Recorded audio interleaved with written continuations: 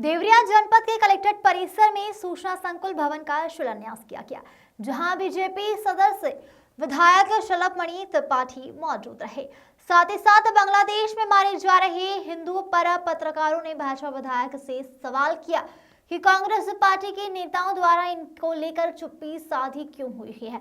सदर विधायक व भाजपा प्रवक्ता शलभमणि ने राहुल गांधी, सोनिया गांधी व प्रियंका वाड्रा पर जमकर हमला बोला। भाजपा प्रवक्ता शलभमणि ने कहा कि देखिए, पूरे देश ने देख लिया है और पूरी दुनिया ने देख लिया है, जो गांधी परिवार है, यानी कि श्रीमती सोनिया गांधी और राहुल गांधी या प्रियंका वाड्रा, उनके आंसू सिर्फ दो लोगों के लिए गिरते हैं। एक बटला कांड में मारे गए आतंकवादियों के लिए और दूसरा गाजा में घटना हो रही है उसको लेकर। बांग्लादेश में जो हिंदू दलित मारे जा रहे हैं उनके लिए भी कोई सद्भावना की संवेदना नहीं है। गांधी परिवार की तरफ से, कांग्रेस पार्टी की तरफ से या फिर इंडिया की तरफ से कुछ नहीं आया है। यह काफी स्पष्ट है।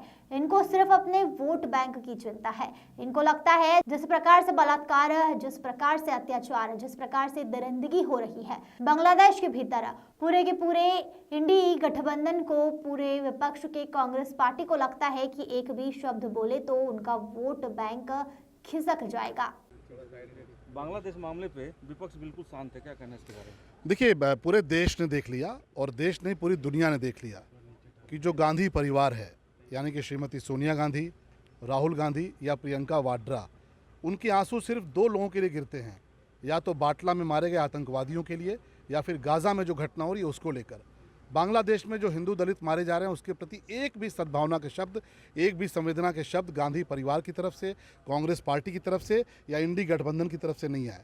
ये बहुत स्पष्ट करते हैं कि इनको सिर्फ अपने वोट बैंक की चिंता है। इनको लगता है कि जिस प्रकार की घटना, जिस प्रकार से बलात्कार, जिस प्रकार से अत्याचार, जिस प्रकार से दरिंदगी हो रही है बांग्लादेश के भीतर, पूरे के पूरे इंडी गठबंधन को, पूरे के पूरे विपक्ष को, कांग्रेस पार्टी को लगता है कि एक भी शब्द अगर बोले तो उनका वोट बैंक खिसक जाएगा। मुझे लगता है देश ये समझ चुका है कि ये लोग सिर्फ आतंकियों को मरने पर रोते हैं या फिर गाज़ा के लिए रोते हैं। हमने वो भी दिन देखा है कि जब कांग्रेस पार्टी का घोषणा पत्र आया उसमें गाज़ा का जिक्र था, उसमें फ़िलिस्तीन का जिक्र था, लेकिन लगातार बांग्लादेश से खबरें आ रही हैं। आप सब दिखा रहे हैं, सोशल मीडिया प्लेटफॉर्म पे चल रहा है, दुनिया भर के जो मानवतावादी लोग हैं वो उठ खड़े हुए हैं, लेकिन गांधी परिवार की ज़ुबान से और कांग्रेस के नेताओं की ज़ुबान से एक भी शब्द अभी तक किसी ने नहीं सुना, न एक शब्द फूटा। अखिलेश यादव ने कहा है कि गाजियाबाद में जो है कुछ हिंदू संगठनों द्वारा जो है एक झुग्गी झोपड़ी को जो है उजाड़ दिया गया, मारा पीटा गया। उन्होंने कहा कि ये भारतीय जमीन पार्टी द्वारा जमीन हड़पने की लग रहा है कोई नई साजिश। देखिए, जिनकी अपनी खुद की सरकार में नारा था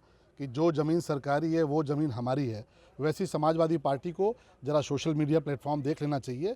जो भी घटना हुई है 1 घंटे के भीतर लॉकअप की फ़ोटो आई है, गिरफ्तारी करके कार्रवाई की गई है। हम कोई भेदभाव करके कार्रवाई नहीं करते। समाजवादी पार्टी की सरकार की तरह आतंकवादियों के मुकदमे वापस नहीं लेते। किसको याद नहीं है कि समाजवादी पार्टी की सरकार में आतंकवादियों के मुकदमे वापस लिए गए थे? मुजफ्फरनगर के दंगाइयों को हेलीकॉप्टर से लाके मुख्यमंत्री आवास में भोजन कराया गया था। तो मुझे लगता है समाजवादी पार्टी के जो नेता हैं उनको मुख्यमंत्री योगी आदित्यनाथ जी से सीखना चाहिए, नैतिकता क्या होती है, कार्रवाई क्या होती है, कानून प्रशासन क्या होता है। राज्यसभा में जो सभापति हैं जगदीप धनखड़ जी, उन्होंने कहा कि जया बच्चन को संबोधित किया कि मिसेज अमिताभ जया बच्चन। इसको लेकर उन्होंने आपत्ति जताई। उन्होंने कहा कि आप कलीग्स बता दिया उनको।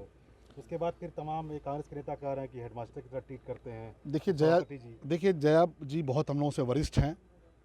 मैं सिर्फ इतना कहूँगा कि जो धनखड़ साहब का जो पद है उस पद की गरिमा का सम्मान होना चाहिए, उस पद का सम्मान होना चाहिए। विश्वास प्रस्ताव लाने की तैयारी जिस प्रकार कांग्रेस पार्टी और पूरा विपक्ष जिस प्रकार से सारा एक वातावरण तैयार कर रहा है, हम सबको तो ये शक होने लगा है और इस प्रकार की मीडिया रिपोर्ट्स भी आने लगी हैं कि रशिया की तरफ से एक इंडिकेशन दिया गया था, एक सूचना दी गई थी कि बांग्लादेश में जिस प्रकार से अराजकता हुई है वैसी ही अराजकता विपक्ष के कुछ लोग मिलके भारत के भीतर भी करना चाहते थे।